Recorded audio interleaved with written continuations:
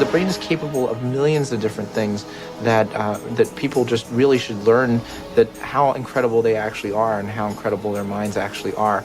And that not only do they have this unbelievable thing within their head that can do so many things for them and can help us learn and can actually change and adapt, and it can make us something better than what we actually are, and it can actually help us to transcend ourselves. That there may be some way that it can actually take us to a higher level of our existence, where we can actually understand the world in a deeper way, where we can understand our relationship to things and people in a deeper way, and we can ultimately make more meaning for ourselves in our world. We can show that there's a spiritual part of our brain, but it's a part that we all can have access to, and it's something that we can all do. We have to formulate what we want and be so concentrated on it and so focused on it and have so much of our awareness of it that we lose track of ourselves.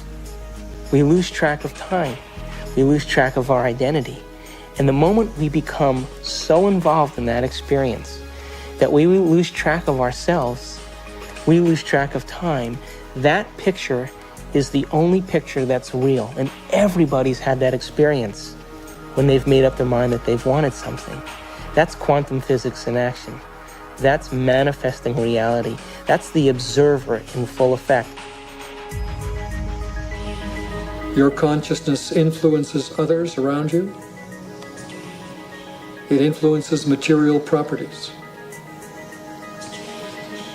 It influences your future. You are co-creating your future. Show me a sign today that you paid attention to any one of these things that I created, and bring them in a way that I won't expect.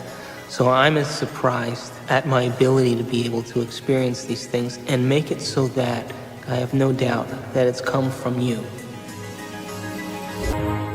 I am much more than I think I am. I can be much more even than that. I can influence my environment with people. I can influence space itself. I can influence the future. I am responsible for all those things. I and the surround are not separate. They're part of one. I'm connected to it all. I'm not alone.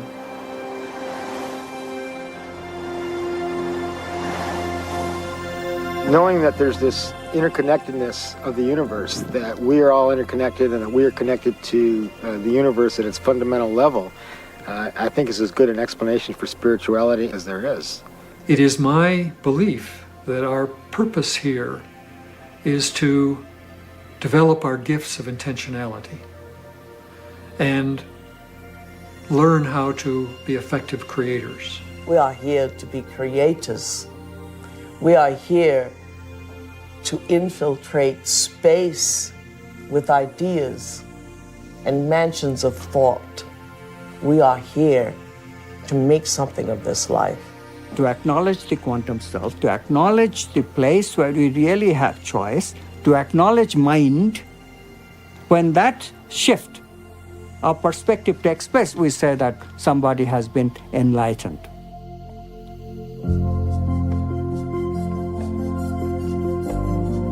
Quantum mechanics allows for the intangible phenomenon of freedom to be woven into human nature. Quantum physics, very succinctly speaking, is a physics of possibilities. It opens fundamentally the question of whose possibilities and who chooses from these possibilities to give us the actual event of experience. The only answer that is satisfactory, both logically and meaningfully, is the answer that consciousness is the ground of all being. We must pursue knowledge without any interference of our addictions. And if we can do that, we will manifest knowledge in reality, and our bodies will experience it in new ways, in new chemistry, in new holograms, new elsewheres of thought, beyond our wildest dreams. all of us one day will reach the level of the avatars that we have read about in history, the Buddhas and the Jesus. Welcome to the kingdom of heaven, without judgment, without hate, without testing, without anything. That we simply are has allowed this reality we call real, from the power of intangibility, to pull out of inertness action, chaos, and hold it into its form, and we call it matter.